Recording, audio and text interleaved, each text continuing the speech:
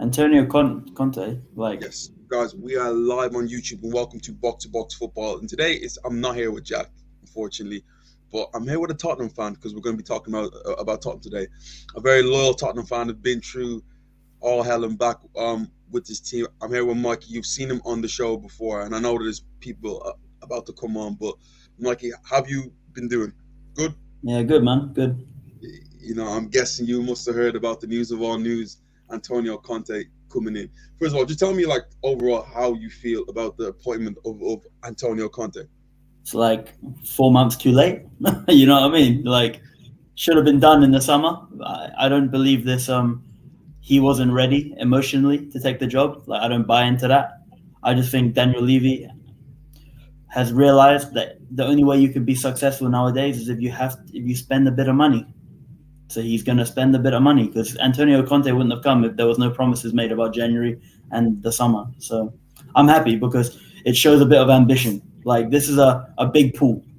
James, I know Arsenal fans were talking about when Arteta was having his struggles, they were asking, "Okay, let's go get Conte." You know, let's not act But like it's a manager you guys don't want.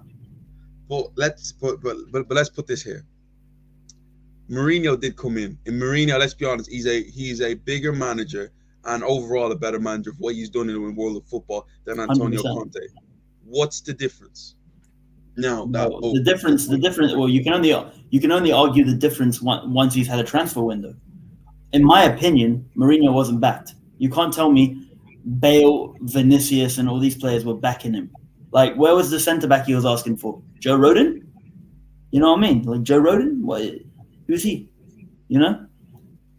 It was the same at United. He wanted a centre, but Mourinho wanted a centre back. He didn't get one. At Tottenham, he wanted Skriniar, one of those big boys, and he didn't get him. You don't back the manager, and you've got players in your club that are so easy to, like, get the manager out. You know what I mean? They're so but easy to turn. But are you not worried? Because the one thing with this Conte deal that has me a bit, if I'm a Tottenham fan, I'm a little bit ooh about it, is the fact that, let's be honest, he's only there for 18 months. He's on an 18-month deal. So isn't 18, that not 18 like, months, 18 months with the option for another year. So they can easily add it on if he does well. Tottenham have been clever here, in my opinion. Everyone's going 18 months. That's not secure. For Tottenham, it's a big contract they've given him. Imagine giving him a 4-year contract and they want to sack him. Payout's massive. So 18 months. If they were going to sack him, they would do it in like a year or so's time. And I don't see them sacking him. So the fact that they've got that year extension is good as well. I'm happy with it. Like, I don't think there's much wrong with the deal. You can't really nitpick it and go, this is bad because of this. Like, the only thing I can say is it should have been done earlier. yeah, it should have been done earlier. But my thing is, the one thing that I get from this Antonio Conte deal is that Conte is a man. It's win now. Yeah. This Tottenham team to me is more than just one or two windows away from competing. So why do you think he only done an 18-month deal? I do understand he has option, but you know what Antonio Conte is like. If he's not seeing something, right? He's been a part of great teams like Chelsea, whatever. He's been part of Italy. If he doesn't like something, like he did with Inter Milan, he splits. Are Yeah. you a little bit worried the fact that he only has 18 months left on his deal, and if something does go wrong that he doesn't like, because no matter what, he will find there's something that will go Yeah. wrong. Are Yeah, you I worried? agree. But you also have to look at it in this perspective, right? At Inter, he was working with a director Sorry, of football he's never. got to cut to. Sammy killing me with these lines. But Mikey, go ahead. Yeah, you have to look at it this way, James. You've got Conte in, right? When he was at Inter, he was working for. I don't even know if they had a director of football at Inter, right? Yeah, But the owner there wanted money, right? So they're selling Hakimi. What they got? Lukaku. Your two of your best players that make your system work are gone. Why? I would split as well if they're not going to back me. But the difference here is he's got Paratici, who he's worked with at Juventus when they won 3 in a row, right? So he trusts this guy. Paratici ain't gone to him and lied and gone, yeah, we're going to back you when they're not going to back you.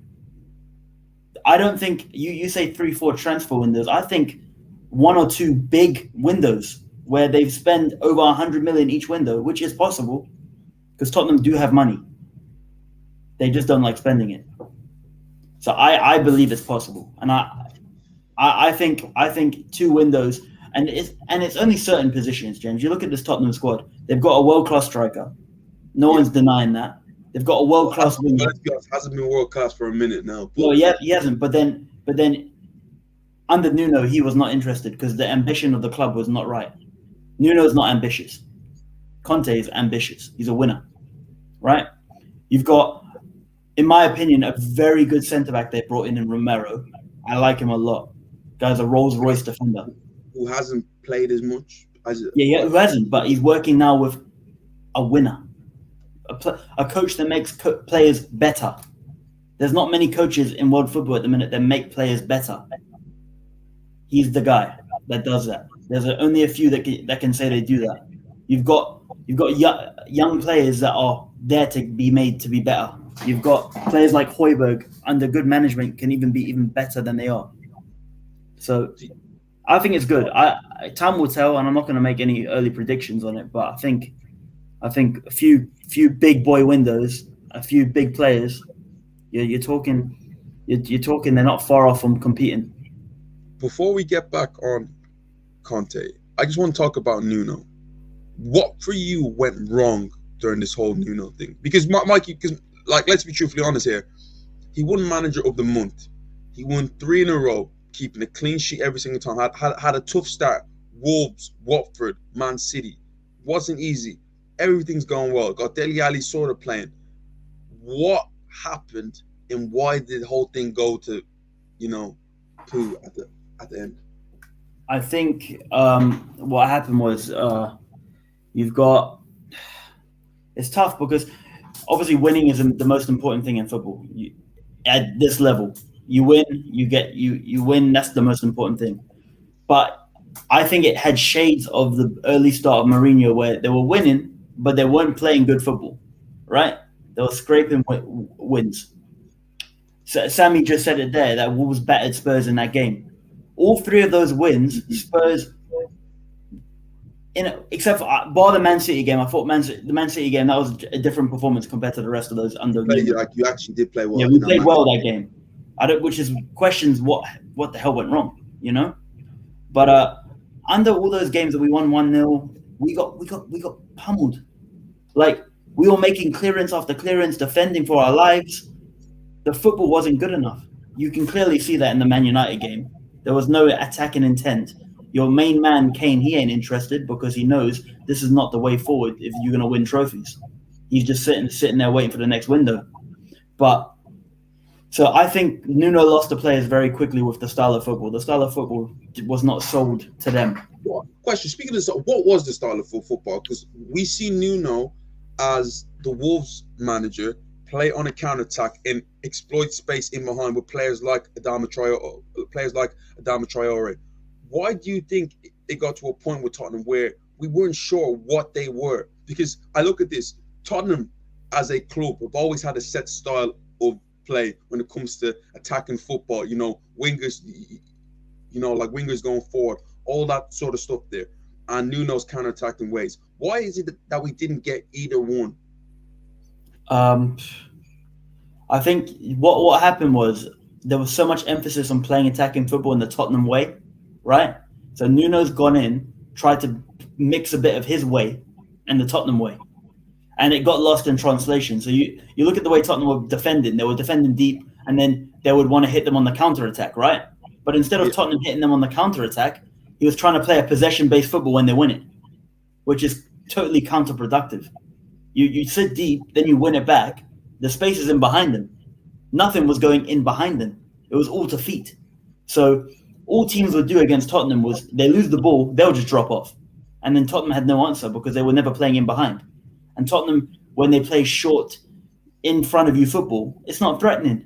Like when Kane's got the ball in front of you and he's got four defenders in front of him to beat, it's not as threatening as Kane's got one defender because you're spreading them out because you're moving the ball quickly. Nuno tried to mix his style defensively with the Tottenham way, which is he perceived it as possession-based football, and it just wasn't it didn't work because they counteracted each other, in my opinion. Yeah, to be fair, it was a weird one. What do you think is going to happen with this Antonio Conte situation from the point of view of the style of play? And the one thing what people need to understand with Antonio Conte coming in is that Antonio Conte isn't a defensive coach. No, he's If not. you look at what he did under Inter Milan, and especially because I had a close eye with it when he was at Chelsea. Chelsea were one of the most entertaining title-winning teams I've ever seen. The way that they were able to play, the free-flownness. Go back and go watch Chelsea's game against Everton at home when they won 6-0. Arguably the best display I've ever seen from a side in the Premier League, in the history of the Premier League. It was incredible. What are you expecting from Antonio Conte in his I think, time at Tottenham? well, to add to that, the way he adapts the 3-4-3, 3-5-2 system, right? I was watching a breakdown of it the other day, and it's so impressive because it's so unique. No other manager treats the system that way, where he's playing with the lines, the defensive lines diagonally. So it's more that they're not lined up linear. They're going cutting across the pitch. It was incredible when he was at Chelsea. What he done with that team. What I think he'll bring to Tottenham is consistency, being one, the style of play being two, so we know what to expect. You know what I mean? We're gonna get a progressive brand of football. He's not gonna sit there deep and just invite pressure and try and hit them on the break every time. When we play against a lower echelon team, such as like a Burnley, for instance, we're not going to try and play their game. We're going to play our game. We're going to take it to them. Whereas Tottenham, for the last season and a half, we've never taken it to a team. You know what I mean? Even under Mourinho, which I didn't think was that bad. The thing is, with Mourinho again, Mourinho and Tottenham was never a match. Don't get me wrong. I still think Mourinho has still got a lot of quality as a manager, and we're seeing that a bit with Roma at the minute. He is helping that club because that club will have a lot of deadweight players in there, but he will get backed because the chairman there will back him. But with Tottenham, it's just Tottenham didn't have the players to play the Mourinho way. They had the Pochettino players to play the Pochettino way, and Tottenham didn't invest enough in changing the personnel to fit the manager's style. That comes from the top to the bottom. That's not just the manager's fault. That's the chairman, because he needs to understand when you appoint a manager, you need to either tell the manager what style you're going to play, which might not suit a lot of managers because they want to play their style, or you need to adapt to the manager that you're bringing in. They never adapted to him. They just brought him in because it's Mourinho. It's a big name. You know what I mean? What's the score of the Roman game?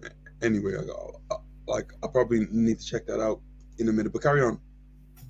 That's the difference. I think they brought in Conte, and I think they're prepared to invest whatever they need to suit him. Mikey, does it worry you that after Pochettino, Tottenham's last 3 appointments have been so different and have been so far away from Tottenham as a football club? Does that worry you at all? It does, because it shows that the guy that's at the top level, so the chairman, I think it shows that he doesn't have a clear understanding of what is needed in terms of a successful football team. So on the pitch, I'm not talking off the pitch, because off the pitch, Tottenham are excellently run, in my opinion. You've got one of the best stadiums in the world. They've got some of the best infrastructure in the league. So off the pitch, there's no question that they're up there. It's on the pitch that the chairman didn't have a clue. So we brought in a director of football that has an understanding of how a football team needs to be run. And that's why they brought him in. And I think that's massively important. So only time will tell, but we will see what happens. Now, okay, I look at each appointment, and every one appointment always told me of, okay, Tottenham are looking for short-term success. Conte is another one that will be short-term success. And are you willing to take it the fact that okay, you're only going to have him for maybe 2 to 3 years max if you're being lucky? Are you happy to say, okay, cool? This is what a lot of people say about Conte, right? Conte wanted to stay at Inter. People need to remember this. Conte wanted to stay. Conte wanted them to invest. They didn't want to invest. So he's not scared to try and build a long-term project as long as the ambition from the club is matched to his ambition. So it could only be 2 to 3 years, but it could be a lot longer if it goes really well. We don't know. However, what Tottenham need to do now is they've got the director of football. He is going to build the club in his own image, the team in his own image. As long as he is in place and he appoints the next manager after him that aligns to what they've been building, Tottenham will be fine in terms of the next manager. But do you not feel like, okay, the way Antonio Conte is, he's so far off Tottenham. I don't think he's far off him. Off them. Tottenham play progressive football. They want to play, but the way he wants to, Mikey, think about the names that Tottenham that he's trying to recruit right now. Victor Moses, I was hearing as a potential one. No. Don't believe any of that. Any of the names that they've linked. It's not the case. No one knows who he wants to bring in my opinion. The most likely players he'll bring in are players that he's managed before from his recent club. Yeah, but Mikey, every name I mentioned there are players that he's worked under. Victor Moses, you know what he did to him. Vidal, you know how successful he was with like Vidal. They're not going to bring it. Tottenham won't bring in players like that. Tottenham will not. Again, we are talking about Conte, but Conte ain't going to try and bring. Conte will bring in the best possible player for his system, right? That doesn't mean it has to be someone he's coached before, because I think Conte is a good enough coach to bring in new players that he's never coached before. Sammy put up this comment there. Is Conte is top 3 in the league now? We probably know the other 2. Would you put Conte over Guardiola in Klopp? No, because Klopp and Guardiola have been consistently doing it at the same club for longer than Conte's ever done it at a club. And they've done it at other clubs, James. You have to remember that. So Guardiola has done what Conte's done, but he's still doing it. Okay, just a quick one there. He's won a treble. Yeah. He won a treble with Juventus and also led him to a Champions League final. Yeah. He then took Italy to a quarterfinals of a Euros. In the Euros at a time where they weren't great. They were. In fact, they had who was the Southampton striker again? Pele or something like that. Graziano Pele. Yeah, Graziano Pele. Yeah. He also took Chelsea to a league after. We all know what happened the year before that. Now, the Chelsea one's a little bit more, can give him a little bit more leeway there. Yeah. And also an Inter Milan team who was staffed with from success for over 10 years after Mourinho left, and he took them all the way to a league after Juventus dominated. Come on, Mikey. You talk about James. I agree with you, James. I'm not saying this guy is some pushover manager. Don't get me wrong, but we are talking about Pep Guardiola, right?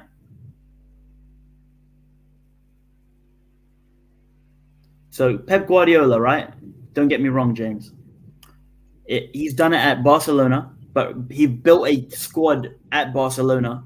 He came in as his first big job was Barcelona, James. Pep Guardiola. Look what he did with them, right? Yes, he did have Messi, all right?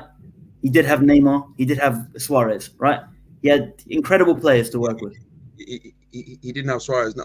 Okay, he didn't have Suarez, but he had incredible players.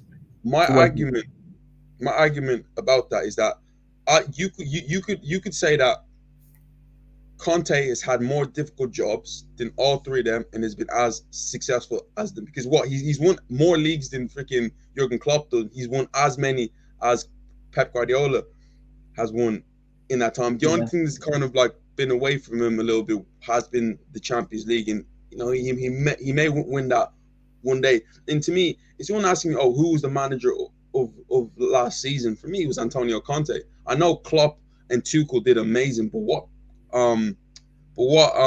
Conte was able to do with that Inter Milan team was just something absolutely remarkable.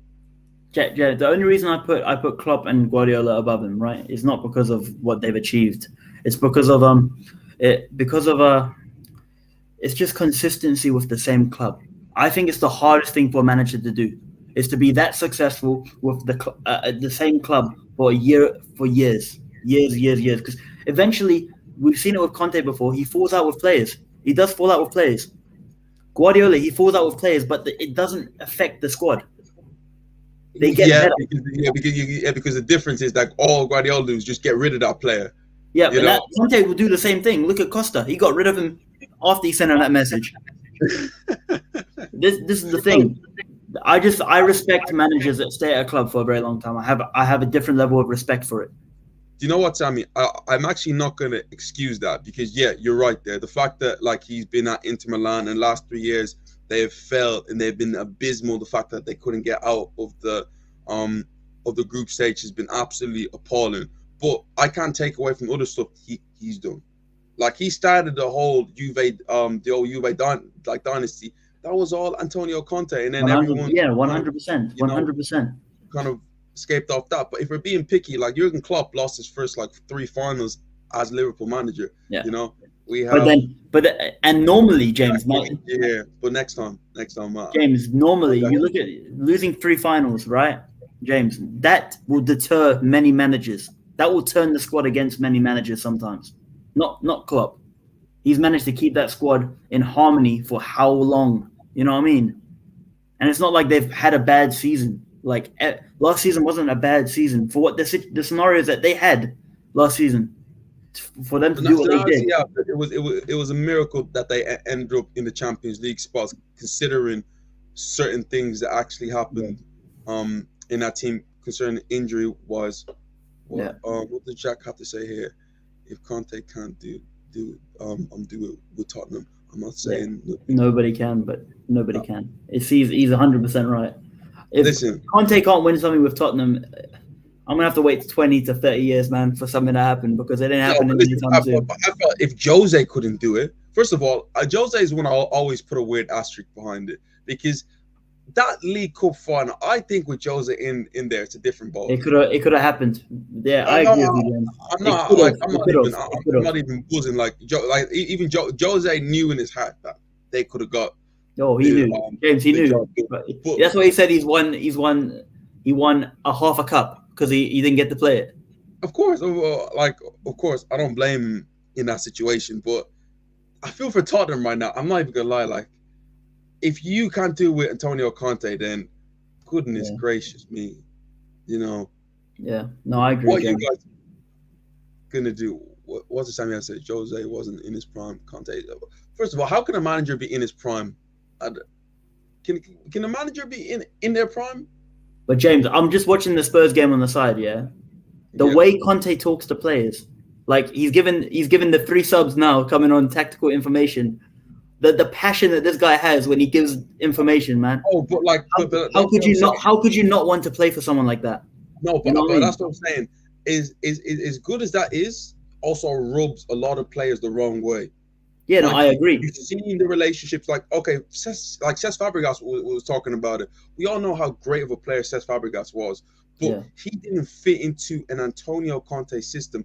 In long term, that was a bit of a detriment for Cesc because he didn't play as much. And I remember there'll be games where the game was screaming out for Cesc Fabregas, and Antonio Conte would be stubborn enough not to play him. And I remember Fabregas was talking about one game where, so I think it was Watford or like something like that. Chelsea have not created nothing throughout the game, and Fabregas was on the bench, and this was a game for Fabregas, and Diego Costa turns around to the bench and goes, "Put on Fabregas," like yells at him, "Put on Fabregas," and he refused to do it, and he waited to like the 85th minute or like the 80th minute to put him on. 88th minute, Fabregas comes on and like sets up Diego Costa for for the winner. But that just shows you right there. Here's a man who's willing to be stubborn and just go his way no matter what.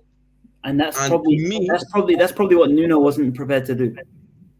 Listen, I definitely do agree with you. Tottenham do lead a leader like Antonio Conte, but are the players ready for that? Because I don't think they are. A lot of them aren't, James. A lot of them aren't. And but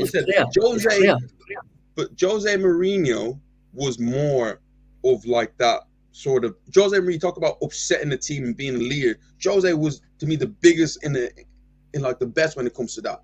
How are they going to react to a person like Antonio Conte, who Jose isn't going to get at you as much? Like he'll give you slight digs here and there, while Antonio is going to be in your face and going to be ready to scrap. I'm not sure the Tottenham players have that character, you know. Oh, what a save! What a save! In his prime, like how can the difference when we mention prime is that what is it? As in Jose at his best, I get it, but prime as a football manager, like you're not. What's physically wrong with you there? There's nothing physically wrong with the manager. I think people. There's a lot of people that will give Mourinho a stick, right? But we're seeing it now, James, at United. Yeah, we're seeing it now. What he achieved at United was very good. I don't want to hear anything else about that. It was good. To me, it was good. That Man United team underachieved big time. They should have done a lot more. Now, they shouldn't have won the league. Let me give it to that. They shouldn't have won the league because that Man City team, we know know what they're on. But I'm not going to give it a thing where like, oh, he done exceptional at Man United. But you can't say that like he did win trophies there. James, he's been their most successful manager since Ferguson. That's not even a debate. I don't want to hear a Man United fan debate me on that because it's fact.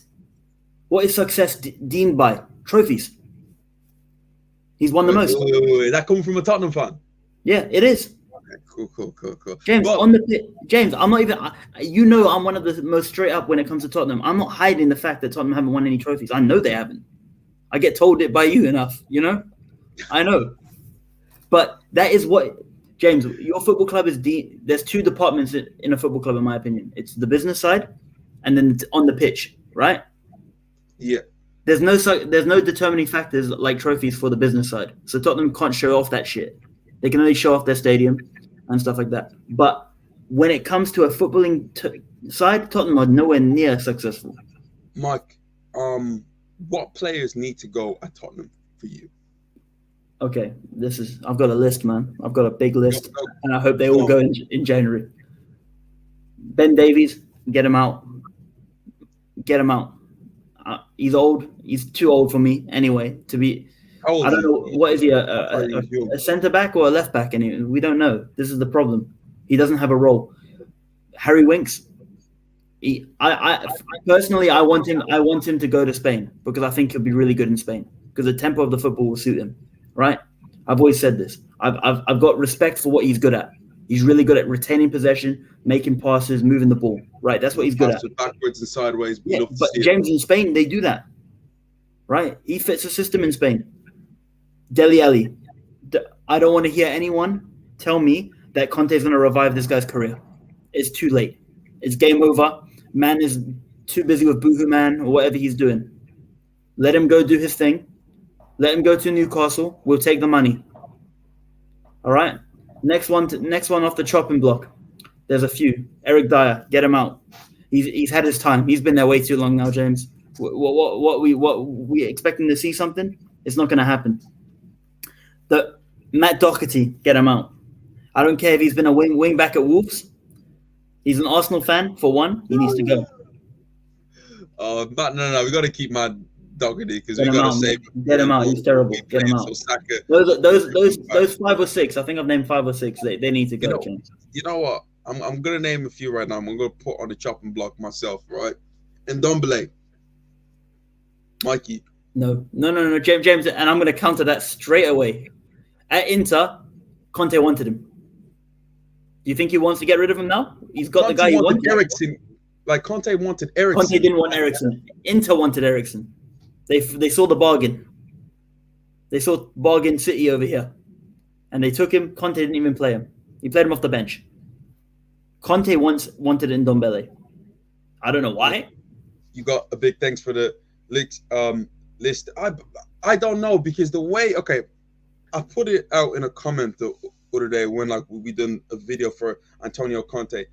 I don't know if Ndombele fits because I've seen good players with not similar skill set, but the talent level of Ndombele, like a Cesc Fabregas, like a Christian Eriksen, not work in an Antonio Conte system. That's fair enough. But and the way Ndombele is, the lack of work off the ball. Do you really think Conte is gonna stand for that? If Jose couldn't stand for it, we talk about work off the ball, right? When he was at Lyon, he was played as a box-to-box midfielder. Box-to-box, that role, you have to work. There's no half-arse in a box-to-box role. Like, At Tottenham under Mourinho, he didn't fit in, but then Mourinho brought him in. Then he did something for Mourinho because he was playing well. Then he dropped off the boil again towards the end of Mourinho's reign. All right. Under Nuno, he was playing as more of a creative 10, right? I don't think him as a 10 is his role, right? I think him as a box-to-box in a 3 midfield in the 3-5-2 would work. Look at Barella, right? Barella, similar mold of player, in my opinion. Very, very technically gifted on the ball. Also, you guys are not getting Barella. No, we're not. He's signing a new contract. We know that already. But Barella on the ball, technically gifted, right? You wouldn't say Barella is some guy that's going to be physically all over the place and stuff like that. I think Ndombele can fit in. It depends. The only thing with Ndombele, does he want to fit in? Does he want to work hard for Conte? That's the only question you have to answer. And that's with time again. We can't answer these questions. We've seen one game with him. He's just come off on the pitch now. My thing with Ndombele is that the talent level's there. But I'm sick of talking about the talent levels there, not seeing him dominate. Yeah. No, I agree. Take the game, brother, score for the net. It's so frustrating. It's so frustrating. It's very frustrating because I look at someone like Moussa Dembele when he was there at Tottenham. As much as I'm an Arsenal fan, Dembele was my favorite player to watch. He just, like, I remember watching him live. We went to a game, I think it was a FA Cup or like a League Cup game where he was playing. Bossed it. Hey, James, like, the way he glided with the ball, man. Like literally, it was literally like an ostrich. The way, it was a gazelle, whatever you want to call it. No one nicked it. No one took it, mate. James, that's the thing. That's where Tottenham got it right, because Pochettino transformed him. Because Dembele won a midfielder. He won a holding midfielder or box to box. He was a wide man. He was a wide man for Fulham. That's why Pochettino good at developing players into better players, James. Which manager since then? I would say Mourinho did it a bit. Mourinho did it because he transformed Kane. He made him better. Conte makes players better. No. First of all, Tim, what's his name again? Sherwood. Yeah, Tim Sherwood was the one that gave Kane his chance, and Kane was shining the season. Like, who made him a better player, James? So he was a goal scorer. What did he become last season? Not just a goal scorer. He became the guy that used to give the goals and score the goals. Made him a better footballer. This is the thing. Tottenham, Nuno didn't make any of those players better in this short time. Don't tell me he made anyone better. He didn't. No, he didn't. No. Pochettino made players better. Mourinho made a few players better that bought into it. But Conte has a very big track record of making players better, James. He'll transform the worst of the worst into better players. Players that are perceived to have no chance are the ones that he makes better. That's just a fact. But we'll see, man. I need to know, what's Tottenham's obsession with this Pochettino stuff? Like, I get it, like, he was cool for you guys, but you didn't win anything under him, and it's like you guys talk about it like it's the golden era. No, I wouldn't say it's the golden era, but James, it's the last time Tottenham ever met their DNA, met this Tottenham way. That was the last time Tottenham played the Tottenham way. Like, we haven't had a manager since then that football was enjoyable to watch, That's the difference. I think that's why everyone talks highly of him. And I think if he was backed, like, in the transfer market, it could have been a different story because there was opportunities. After that Champions League final, a revamp needed to happen, and it didn't happen. So it's tough, man. It's really tough. But I mean, I don't know what's going to happen. Just watching this game now, and obviously Tottenham are down to 10 men, so squeaky bum time. But yeah, just a quick thing. Okay, we're going to end here, but what's your expectations for Antonio Conte this season? I think top 6 is a minimum, in my opinion, with that caliber of manager. Again, it's a very scenario-based. If Man United carry on playing the way they are playing and giving up results, and the teams around them, the West Hams and that, they're not gonna be able to perform at that level for the whole season. You know that. Everyone knows that. If Tottenham can get consistency, there is an outsider's chance for the top 4. Outside. Very outside. I'm not saying they're going to get it. I've never said that. No one quote that. It's an outside chance if they can get consistent and the other teams can drop points, which I think will happen. But top 6 is a minimum. I think he has to win this competition though that we're playing tonight. He has to win the Conference League. And I can't wait for that. I can't wait for that Mourinho Conte final. You know what I mean? Well, It's gonna be a good one. It's gonna be a banger. You guys can meet in like any. Yeah, obviously, but James, it would be fate, wouldn't it? It would be fate. Oh yes. Oh, it would be fate, and then he would make us not win. Also, do you think you guys are gonna finish above Arsenal? I think we will. James, I watched the Leicester game, right? And for 35 minutes, Arsenal were terrific. And I'm a Tottenham fan. I'm saying they were terrific, James. This is a worry, right? But for the rest of the game, it was typical Arsenal. They conceded a lot of chances. On another day, James, it could have been a different ball game. Ramsdale didn't make that save. It could have been. Yes, they just got a red card as well. Have that fun. Come on, listen, you guys have already qualified, so come on. No, James, we're sitting in third, man. You're lying. No, James, because Nuno put out the under-23s for 2 games, man. Oh, I remember that week where he didn't take any of the first team that won that game on the weekend. He took everyone else but those 11. Yeah. Yeah, we lost to this lot. We lost to them that week, man. I didn't know that, but guys, thank you for anyone that's tuned in. We're gonna be back for some more. We're gonna get Mikey on, definitely too. But appreciate everybody for coming out. We'll live stream the Arsenal game. How about that, James? Next time Tottenham play Arsenal. Yeah, do you want to? James, it could be the Carabao Cup semi-final. You never know. Well, you got to get past West Ham first. You got to get past Sunderland, mate. Yeah, but you got to get past West Ham, and that's fine, James. They're playing in all competitions still. Okay, I wouldn't mind the Tottenham Master Carabao Cup. No, I'd rather have it in the final, but we'll take the semi-final. Oh yes, actually, I couldn't stand losing and seeing Tottenham. No. Mate, James, you would end the call so quickly. It would be a record. You don't even answer your phone call. So when I call you after Tottenham being trounced, you don't even have the balls to answer. Yeah, because I'm getting phoned by multiple people, James. My phone is going off the mockers, mate. Because all is big talk before the game. Like the last London derby, man. You called me and I just didn't want to answer anyone, man, because it was embarrassing.